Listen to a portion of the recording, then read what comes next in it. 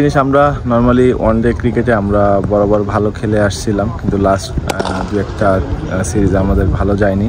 কিন্তু তারপরে তার মধ্যে একটা ভালো জিনিস আছে যে আমরা ব্যাটসম্যানরা অ্যাটলিস্ট 300 রান করছি, এটাও একটা ভালো দিক।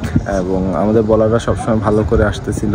এই সিরিজটাতে হয়তো একটু তারা স্ট্রাগল করছে, আমার কাছে মনে হয়। আশা করি তারা এই যে সামনে টি20তে কামব্যাক করবে। অ্যান্ড তার পাশাপাশি আমরা ব্যাটসম্যানরা যারা রান করছিলাম বা রান করছে সবাই, যেহেতু আমরা ওয়ানডেতে 300 রান করছি, এইখানে যদি তারা সেটা ধারাবাহিক বজায় রাখতে পারে তো বলার আর ব্যাটসম্যান মিলে একটা ভালো টুর্নামেন্ট। কারা বড় টিম কারা ছোট টিম সেটার থেকে বড় কথা হচ্ছে কারা 20টা ওভার ভালো খেলবে।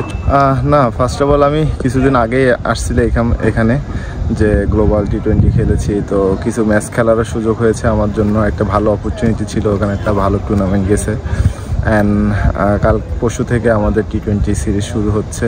তো কারা বড় টিম কারা ছোট টিম সেটার থেকে বড় কথা হচ্ছে কারা 20টা ওভার ভালো খেলবে, 40টা ওভার ভালো খেলবে মাঠে।